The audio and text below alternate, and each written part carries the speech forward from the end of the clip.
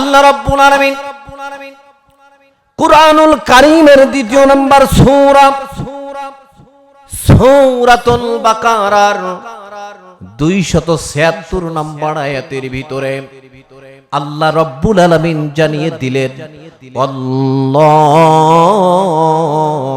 লা ইউহিব্বু কুল্লা কাফারিন আযীম। আল্লাহ রাব্বুল আলামিন বলেন, আল্লাহু আর আল্লাহ লা ইউহিব্বু ভালোবাসেন না কুল্লা কুফারিন আযীম, যারা আল্লাহ রাব্বুল আলামিনকে অস্বীকার করে, প্রত্যেক অস্বীকারীকে আল্লাহ রাব্বুল আলামিন ভালোবাসেন না। এবং যারা অপরাধ করে, পাপ কাজ করে, পাপ কর্ম করে, এদেরকে আল্লাহ রাব্বুল আলামিন ভালোবাসেন না। বলেন নাউজুবিল্লাহ।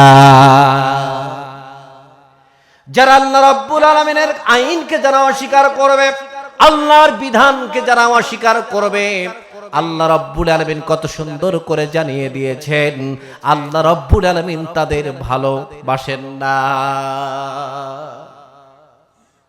আপনি নিজেকে যত সুফি দাবি করেন না কেন, যত সাধু দাবি করেন না কেন, আপনি একটাবার চিন্তা করে দেখুন না কেন আপনি কতটা অপরাধের মধ্যে রয়েছেন। আপনি যত অপরাধ করবেন, নিজেকে যত সাধু দাবি করেন না কেন, অপরাধী হলে, আল্লাহর কোরআনকে অস্বীকার করলে এবং আল্লাহর কোরআনের এই মাহফিলে আসতে বাধা দান করলে আল্লাহ রব্বুল আলামিন আপনাকে ভালোবাসবেন না। কথা বলেন ঠিক কিনা? ও মুসলমান, আমার আল্লাহ রব্বুল আলামিন কত সুন্দর করে এই বিষয়গুলো জানিয়ে দিয়েছেন। এই জন্য মুসলমান আমাদেরকে সতর্ক হতে হবে, সজাগ থাকতে হবে। আল্লাহ রব্বুল আলামিন জানিয়ে দিয়েছেন, যারা বিশেষ করে অন্যায় অপকর্ম করবে, খারাপ কাজ করবে, আল্লাহ রব্বুল আলামিন তাদেরকে ভালোবাসবেন না। এবার পাপ কাজের ব্যাপারে আপনাদের কাছে কিছু বিষয় উপস্থাপন করি।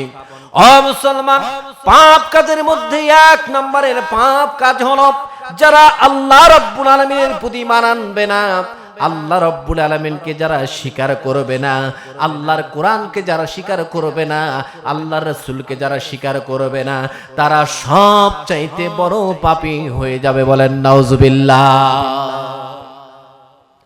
আল্লাহর নবী, বিশ্ব নবী মুহাম্মদুর রাসূলুল্লাহ সাল্লাল্লাহু আলাইহি ওয়াসাল্লাম বলেন, ঈমানদার ব্যতীত কেউ আল্লাহ রব্বুল আলামিনের জান্নাতে প্রবেশ করবে না। যারা ঈমানদার হতে পারবে না, আল্লাহ রব্বুল আলামিন তাদেরকে কখনো ভালোবাসবেন না।